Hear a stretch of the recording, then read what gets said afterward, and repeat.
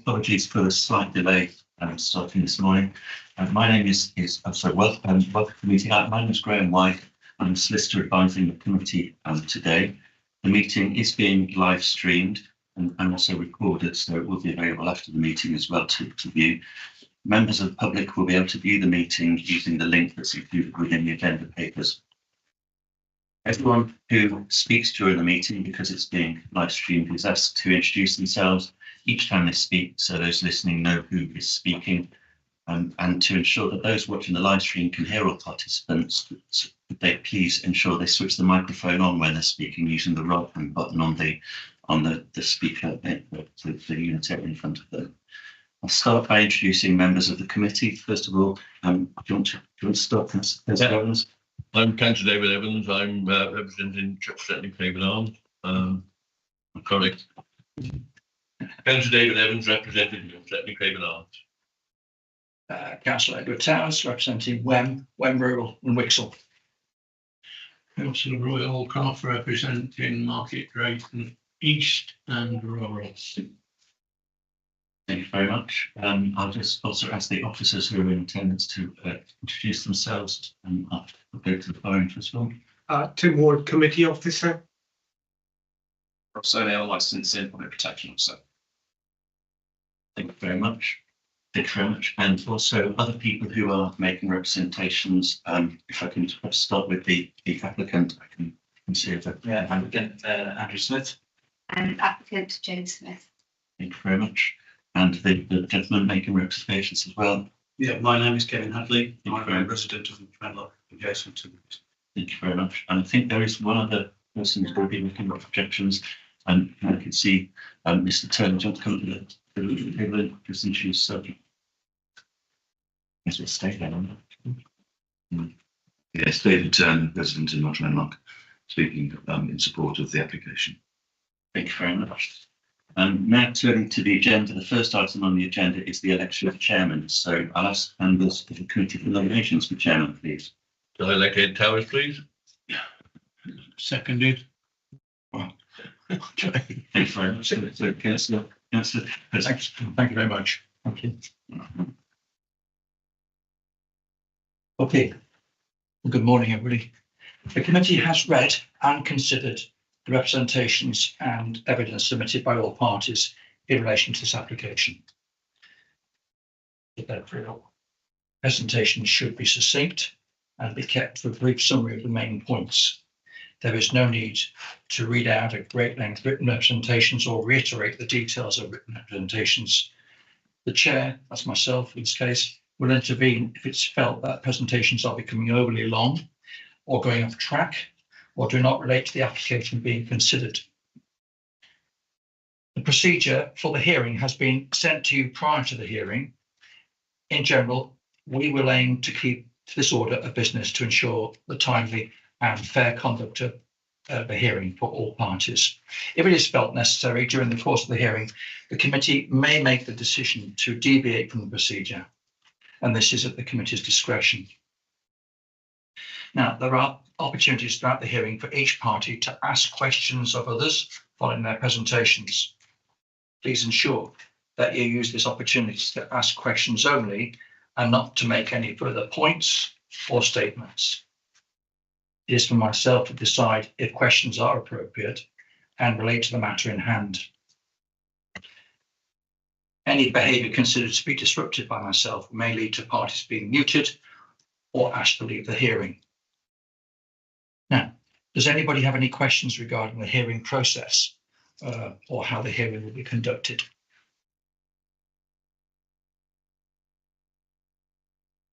Yep. Okay.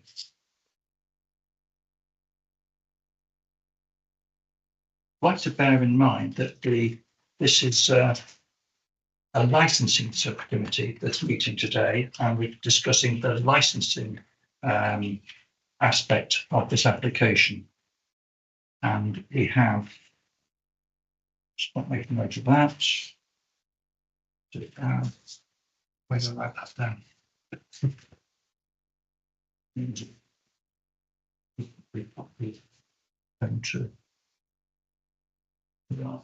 Yes, and so being a licensing application, we will only consider issues which relate to the 4 licensing objectives, which are the prevention of crime and disorder, public safety, the prevention of a public nuisance, and the protection of children from harm. Right, now, licensing officer, Mr. O'Neill. Have any other representations made been withdrawn? No, since the report showed it's all as was.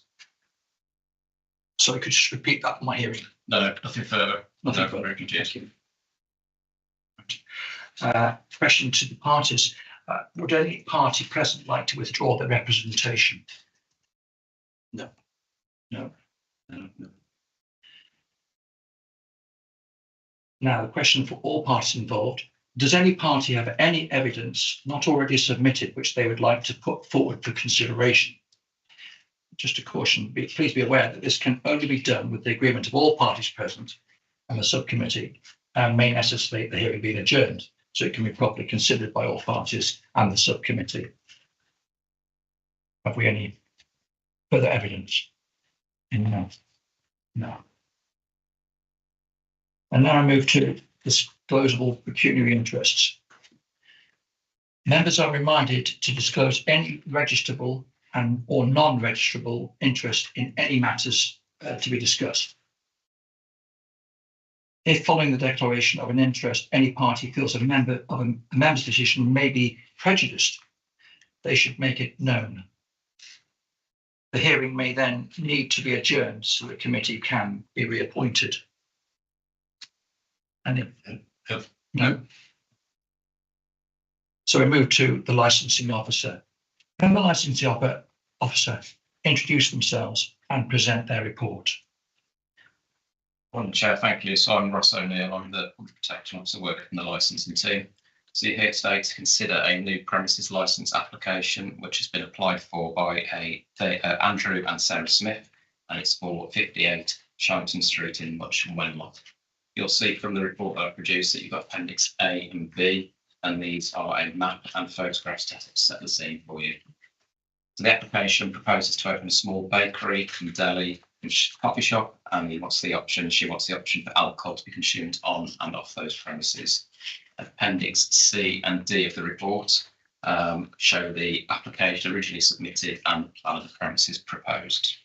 So during consultation, Trading Standards and the police made representations. They have both since withdrawn following additional conditions being agreed with the applicant. You will find those in section 8 of my report. The other authority that made comment was Environmental Protection. They stated early finish time, no objection. 2 representations were received and granted relevant against this application. The benefit of the doubt has been given to both of those as per the 182 guidance to allow amplification today. There was also 5 representations received in support of this application. So all those representations have been put on a map of general locations, can be found at Appendix B for you, and there's also the full representations that will be read in Appendix F. That's the close of my report, but since the report there's been 4 additional pieces of evidence submitted. So you'll find Appendix G is evidence submitted of Mr. Hadley.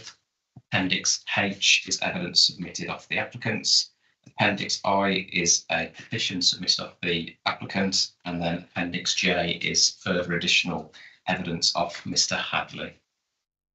So why are you here today? So you're here today to consider and determine the application. And to do this, you must give appropriate weight to the steps that are necessary to make the 4 licensed objectives. Any representations, the 182 guidance, the Licensing Act 2003, and Shropshire Council's Licensing Policy 2024 to 2029. You then may grant the application in full or in part, subject to such conditions deemed necessary in relation to the 4 licensed objectives, or refuse the application if deemed necessary, again, in relation to the 4 licensed objectives. Your decision, it must be justified and provide supporting evidence after to all parties involved, and the decision can be appealed within 21 days of all parties receiving the decision notice of myself. That's it for now, Chair. Thank you. You will now have an opportunity to ask any relevant questions to the licensing officer. The order I will take those questions in is the applicant, then other persons who have made representations, and finally the committee ourselves. So, has the applicant got any response? No further questions. No, not at this time. And Mr. Hadley, Yeah, no further questions. no further questions. And ourselves. No further questions? No further questions? Thank you. I have none either, so no further questions. So now I ask the applicant to present their case. Can the applicant introduce themselves and present their application? My name is Andrew Smith, applicant for 58 to 59 Shatton Street, Much Wenlock. So our intention is for 5059 Shatton Street is a new deli operation, which is a small deli operation, which will have seating for 20 people maximum. We intend to sell wine on and off the premises, along with a breakfast, a light lunch, baked goods, fresh bread, and deli items like charcuterie and cheese. The establishment will only have 20 covers. All alcohol consumed from the premises will have to be accompanied by a meal.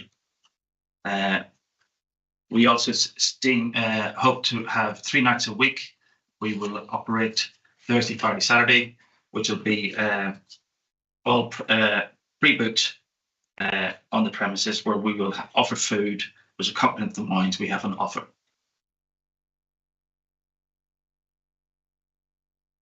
Yeah, that's my bit. Thank you. Thank you. Mr. Hadley, anybody else making representations? Do you wish to present your case? Questions for Is that right? questions to the applicant. Questions to the Applicant. questions to the applicant, sorry, yes. So from ourselves From ourselves. and anybody else. Are there any questions to the applicant on their case? Yes, I have a question. Sorry, I have a question. you have a question. Do I take it that we might have as well? Right, you go first. Okay. Forgive my ignorance and perhaps naivety with the process. But I understand that Andy just stated that he wants to do off sales of alcohol, notwithstanding that the police have said that alcohol should be served with a meal and seated. I wonder if Mr. Smith could expand on his statement, please. Sorry. Yeah, the police have actually granted off sales on the license if it goes ahead, but they have said that we need to serve food without any alcohol that is on the premises. Okay. Anything else? I'm still slightly concerned by the response as to what constitutes an off sale of alcohol. So if a bottle of wine is purchased with a meal, I take it that that bottle of wine can then be taken out onto the street. I'll ask Mr. Smith.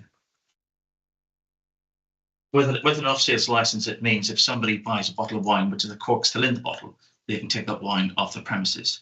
Any wine that's purchased on the premises has to remain on the premises and consumed on the premises with a meal. That's the clarification. Thank you. Is there anything else? That's it, please. Do we have any questions? No further questions from me. No further questions? No, I have no further questions either. Thank you. Thank you for that. Now we move to Mr. Hadley making a presentation. Okay, thank you. Just to put some background into it, my property is adjacent to Andrew's proposed property and his business, which is directly opposite. I think a lot of people understand that Andy has made a good contribution to the town. His property, his business is very well frequented, and he has, on the whole, handled himself very well.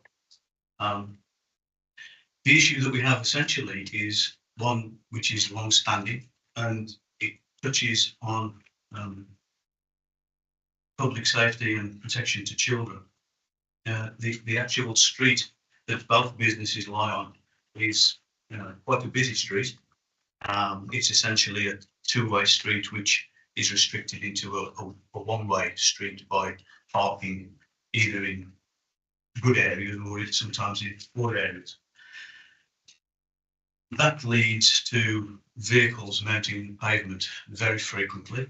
There has been much discussion with regards to Shropshire Council, and indeed David Turner, who sits and will be representing later, whereby children have been hit by vehicles, and Mr. Turner indicated that he would be assisting to rectify these issues, and that was some 8 years or so ago when he was present on council.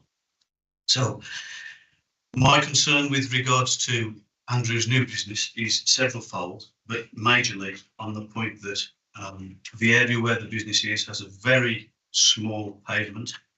The pavement itself is not wide enough to take a buggy sometimes, and very often a mobility scooter. And that pavement is, and I see on some of the evidences that I've presented latterly, you'll see that vehicles are often on that pavement and are moving at some speed. There is video evidence to do that, but obviously on a PowerPoint presentation that you have, it's very difficult to show that.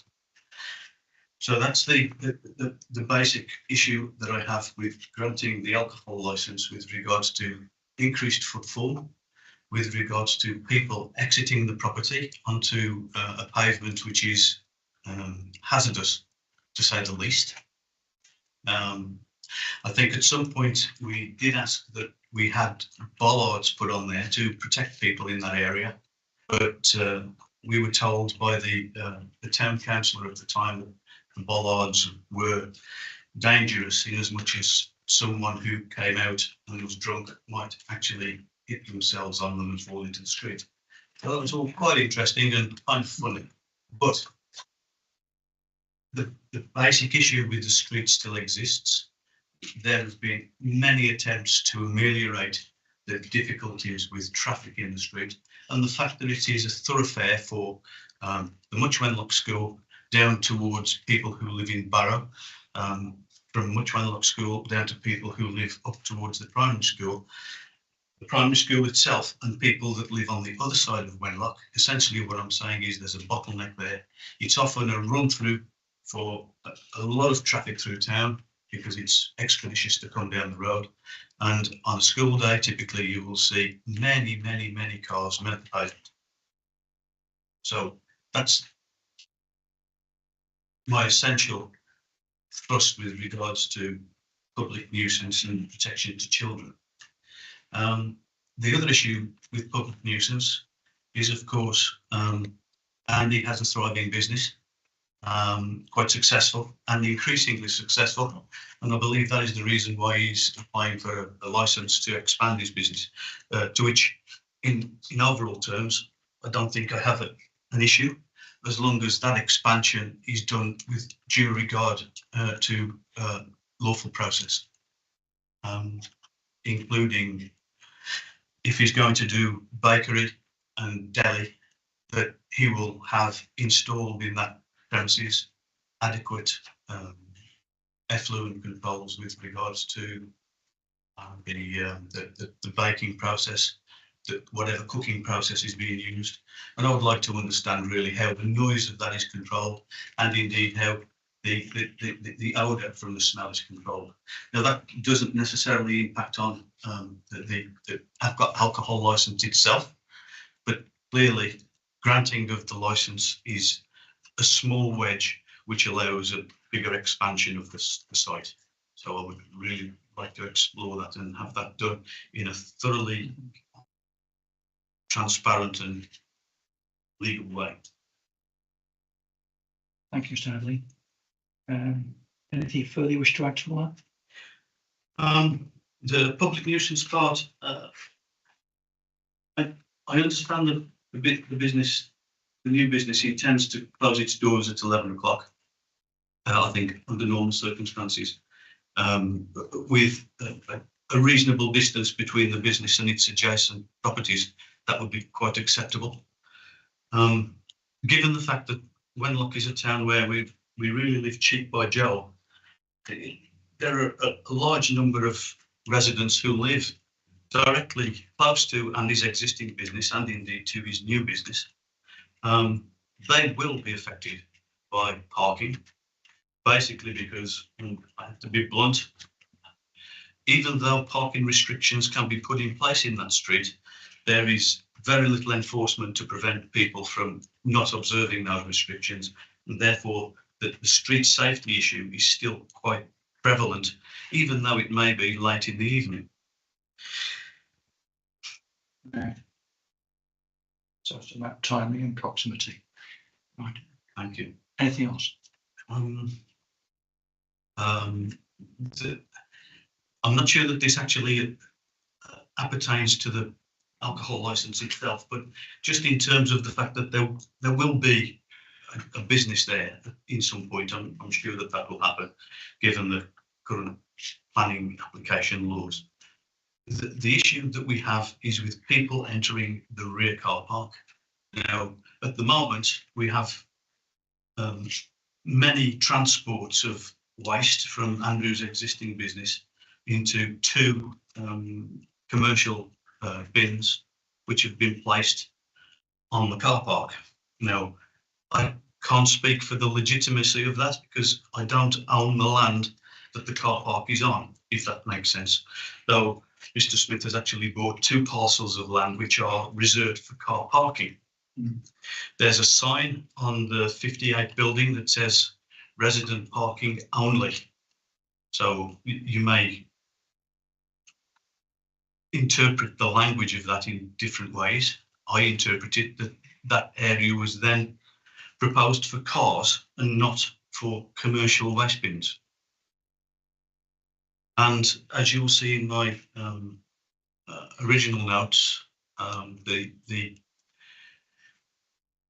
Bridge North Town Council placed a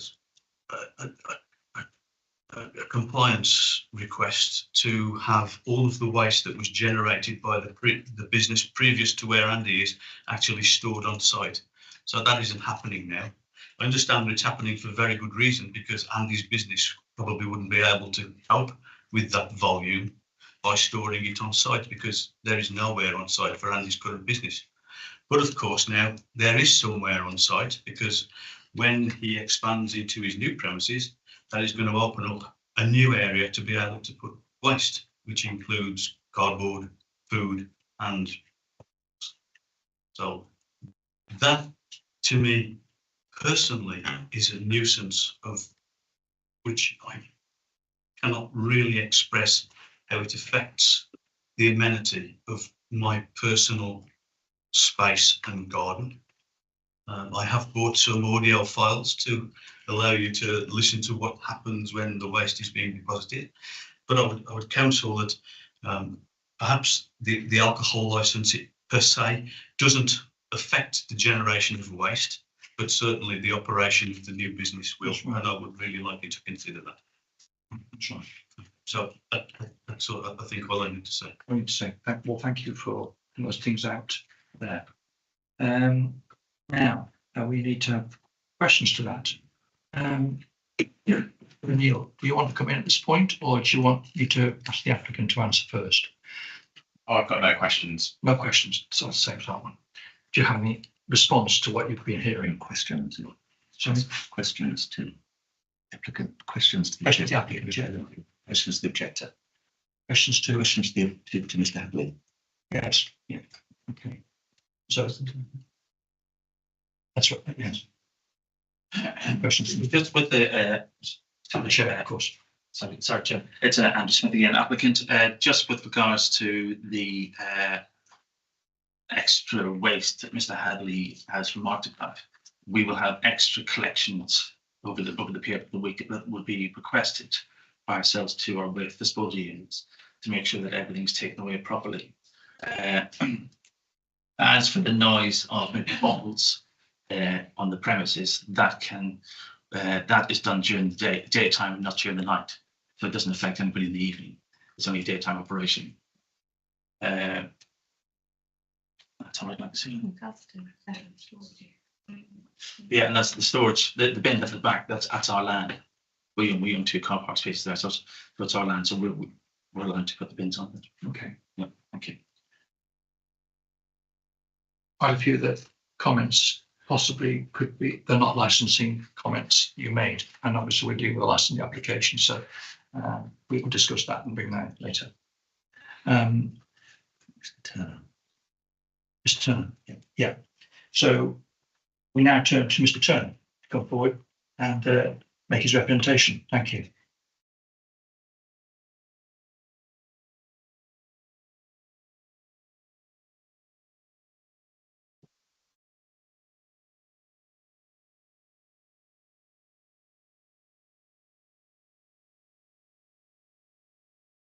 Chair, thank you for giving me the opportunity to address the committee.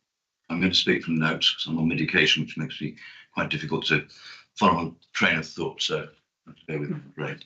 It's probably worth framing my comments by indicating that I've lived in this parish for over 30 years. Since 2009, I've been a Much Wenlock Town Councillor on a couple of occasions and was the town Shropshire Councillor for 8 years. So I have some experience of understanding what makes this charming small market town tick, both socially and commercially. I also have career experience of running a multi-site business that still operates hundreds of off licenses. So I have some grasp what is entailed in obtaining a premises license, although I've never actually attended a licensing hearing before today.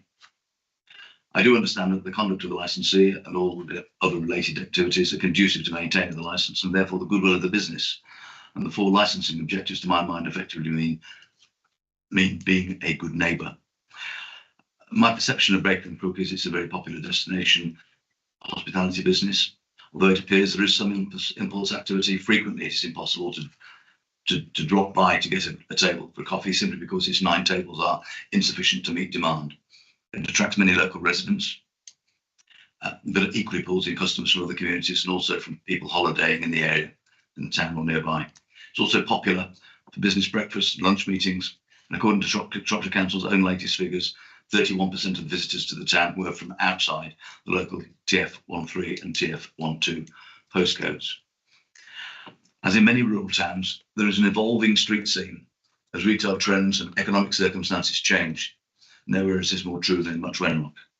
The closure several months ago of the Ravens Marketplace specialty food store in Barrow Street left a void in the retail landscape in the town.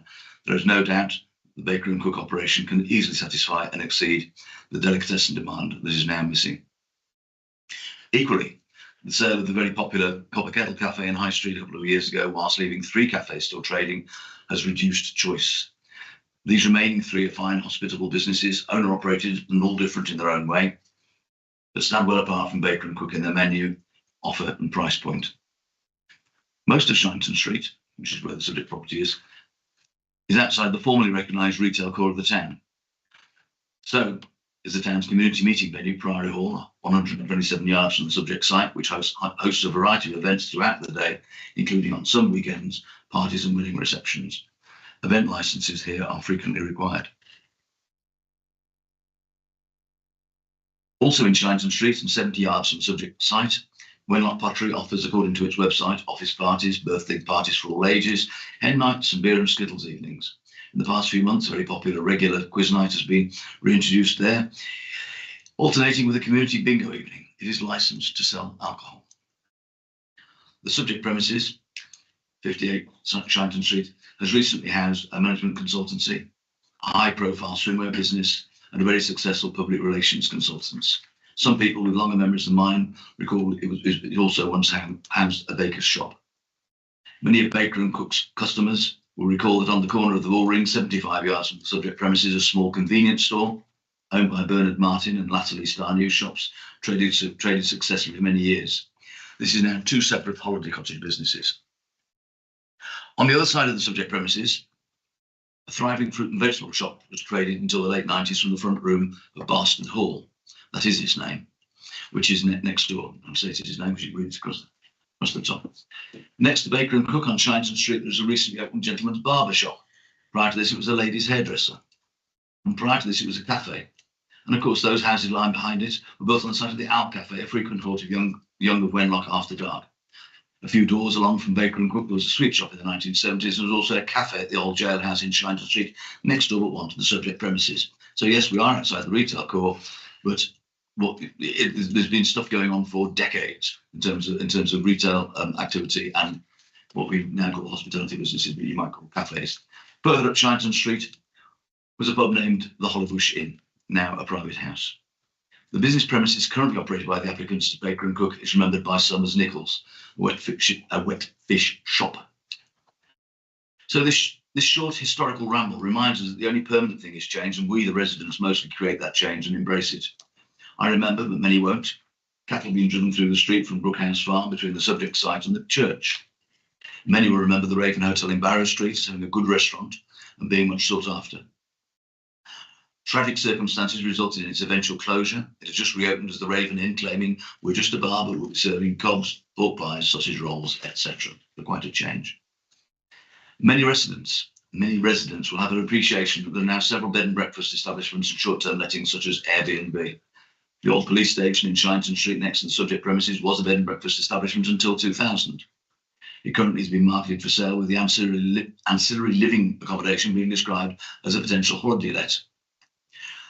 Much Wenlock has variously been described by estate agents as the town centre has a good range of shops, convenience stores and restaurants. And Much Wenlock is a highly desirable locality, and there are some delightful pubs and restaurants. So this is a selling point for the town, for people who are going to invest in a property. I'm going to tread carefully in my description of the baker and cook clientele. The age profile of the town is generally older than the rest of Shropshire.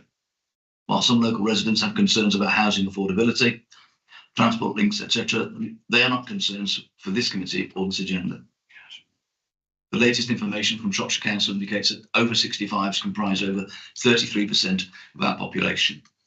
The fare, ambience and service at Baker and Cook is plainly very popular, not just for sustenance and sales, but also for social interaction, a vital component of community well-being. This hospitality offer is clearly meeting a need, hence its popularity.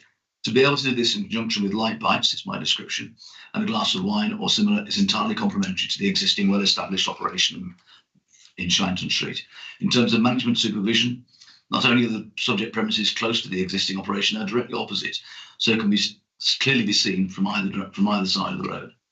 Finally, I turn to the 4 licensing objectives, which are the backbone of my original submission. The retail offer is most unlikely to present issues with young people endeavouring to purchase or to have purchased for them alcohol.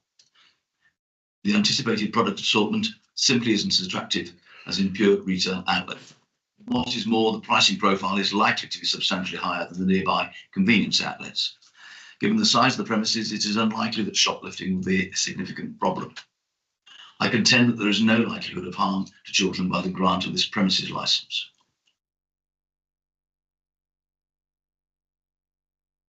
I referred to the prevention of nuisance.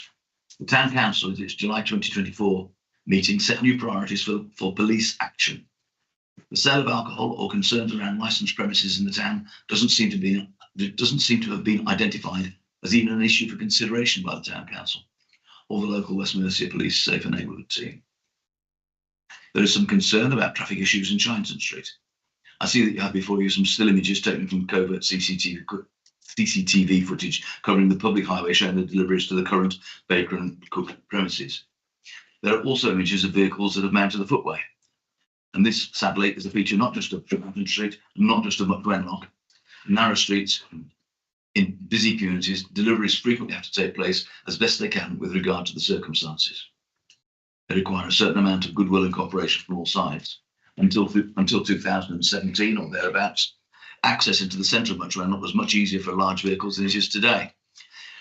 Restricted junctions off the A4169 at Shinton Street and the A458 at High Street have significantly reduced the incidence of large agricultural machinery, loaded grain trailers and articulated HGVs, frequently on foreign plates, endeavouring to traverse the town. To a large extent, not completely eliminated, but to a large extent, the damaged properties, the swinging hanging baskets, the dislocated wing mirrors, etc., have been eliminated. A comprehensive Much Wenlock traffic management proposal was planned by Shropshire Council for April 2020, but sadly had to be shelved due to the global pandemic. Since then, the expected impact of the Ironbridge Power Station development of over 1,000 houses just down the road has meant that the proposals have taken on a greater significance, and the proposals are now expected. Traffic proposals are now expected very soon. These are expected to go a long way to tackling the highways issues raised by objectors. In the meantime, the long-standing irritations of everyday life, such as church bells, cockerels crowing, bin lorries collecting refuse, couriers delivering online orders, etc., are compensated by the many pleasures arising from choosing to live in Much Wenlock and enjoying the commercial, social and cultural pleasures it offers. Crime and disorder is largely covered by what I've said, although it's worth noting that according to West Mercia Police's website, there was only one crime reported within 250 metres of the subject site in June 2024, the latest data publicly available. And that is not recorded as having any connection with on or off licence sale of alcohol. And similarly, given the points I've already outlined, I cannot foresee any issues pertaining to public safety. I conclude by giving this application my wholehearted support and wishing the applicants well in their endeavour. I trust that the committee will come to the same conclusion, and I'm happy to take questions from the committee. Thank you, Chairman. Thank you. Thank you, David. All right. So we now come to questions of yourself. Right, just let's do a bit right. So, any relevant questions? For gentleman just spoken, Mr. Turner. From the applicant? No. From licensed officer? No questions, Myself. No questions, thank you. One from me. Yeah, thank you for that quite comprehensive comment. Would you describe Shinton Street as busy commercially?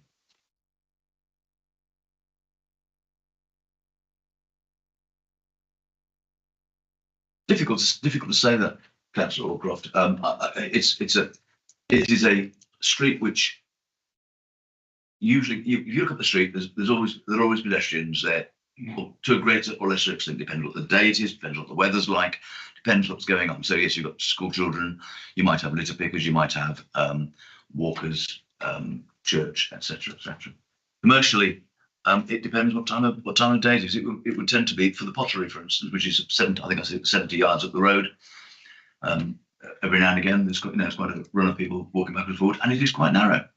And everyone knows it's quite narrow because it's always been narrow. You have to step into the road to let people walk through who are less able. That's me at the moment, but less able to go through. Commercially, present, no, there are a couple of businesses at present. The point I'm making is they've popped up and gone away over time. But yes, it's like many other streets, and I can, Barrow Street, High Street, St Mary's Lane. It's single way traffic all the way through. It's give and take. I don't know whether that's answered your question. I'm not. Yes, yes, it does. I was just when you were mentioning about police reports and so forth. How busy it was commercially, traffic during the day and in the evenings. One would have expected to have had reports of accidents, incidents and various damages and so forth, but there hasn't been. Can't say that there hasn't been any, but certainly that hasn't been at the point where the town council and the police have raised that as being well, in Shinton Street, as far as I know. So it's basically a typical narrow village street, and businesses have been operating there as you described for many years. Thank you. Yes. Are there any other questions? Yes, Stanley.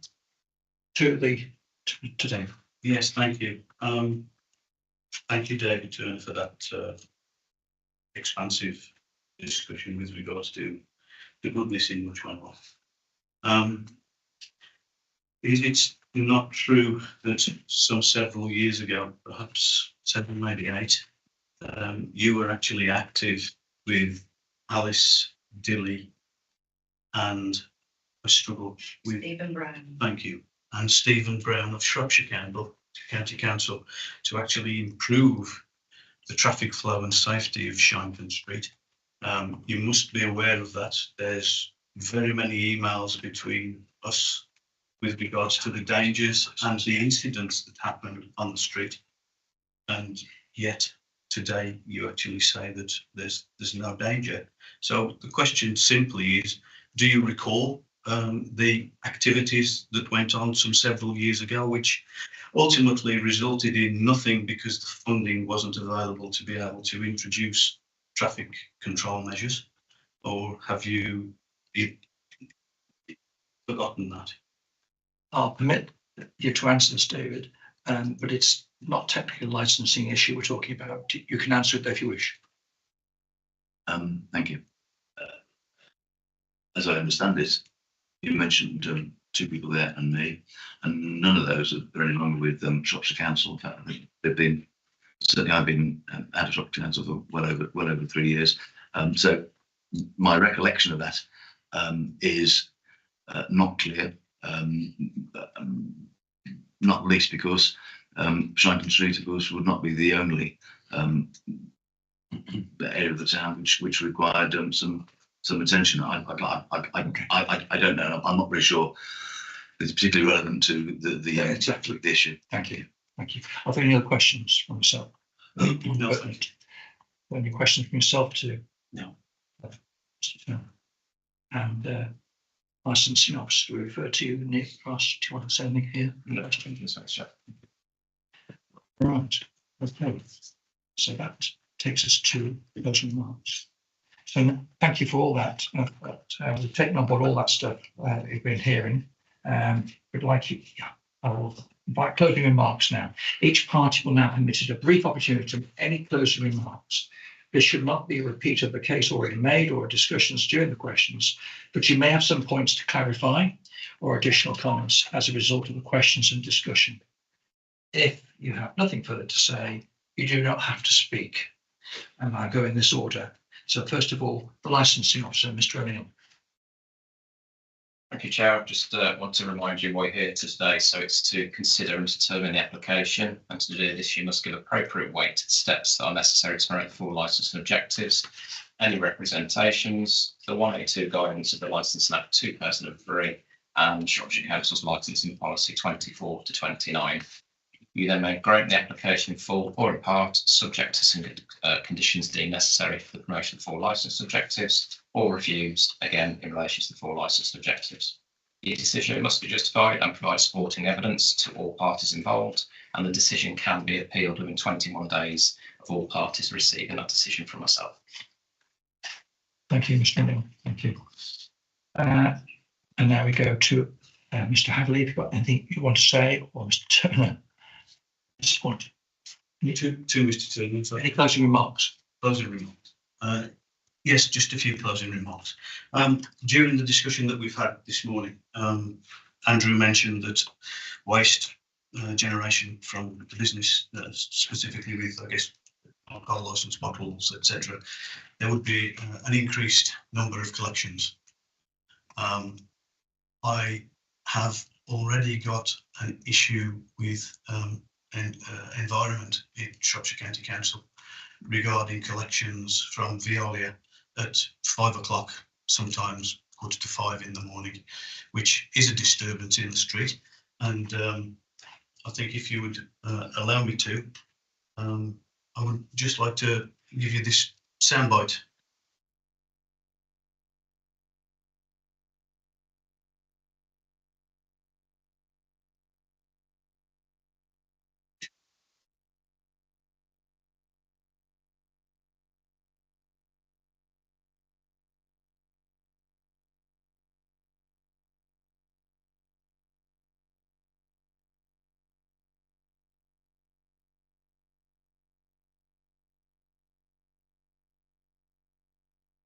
Okay, this was recorded in my daughter's room at 5 o'clock in the morning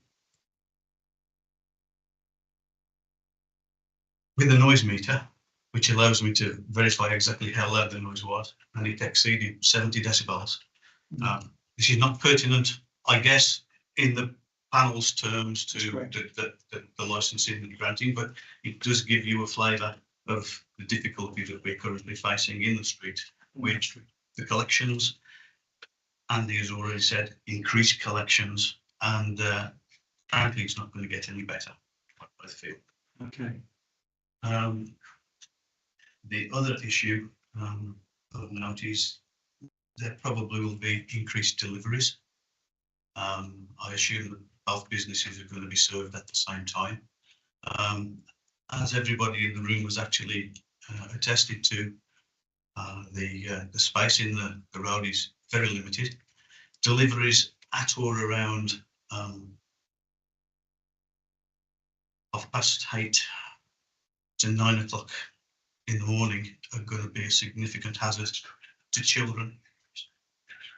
And that's school time basically. So any time between 7:30 to 9 o'clock and 3:30 to 5 o'clock, there's very much increased risk with regards to people on that road. Yes, that was another planning issue, and I have a similar problem in my own patch, I have to say. But so we understand that, but it is a planning issue, not a licensing issue. I'm sorry. Is there anything else, any closing remarks you want to make? No, that's it. Mr. Turner, do you want to make any closing? Nothing further to say. No, okay, then we turn to the applicant. You've heard what's been said. We've got all your papers before us. We've noted that you have the police have obviously had representations and withdrawn them. The trading standards have withdrawn theirs. The environmental protection has done the same. It goes on. Is there anything you want to add to that and what you've heard today, just to make it clear what your feelings are? Just we intend to open up something that we hope will bring a bit of extra to the local community in Much Wenlock. We're not going outside any boundaries to break any rules, any laws. We're doing everything pretty much by the book, which we've done before in our other premises. So we think what we offer for 58, 59 Shackleton Street will be very much beneficial to the local community. Right, okay. Well, thank you for your time. Thank you for that. So before we close, are there any clarifications from yourself as a legal officer? Thank you, Chairman. No, there's nothing for me to add. Thank you. Interact. Okay, I think we had a very full and expansive hearing. The conversation has run on to planning a couple of times, but we are talking about licensing. But we have all the paperwork in front of us. I think we've got all the information and the verbal knowledge now from yourselves to make to go into discussion ourselves. So I now close the hearing, and we will now withdraw to deliberate and make a decision.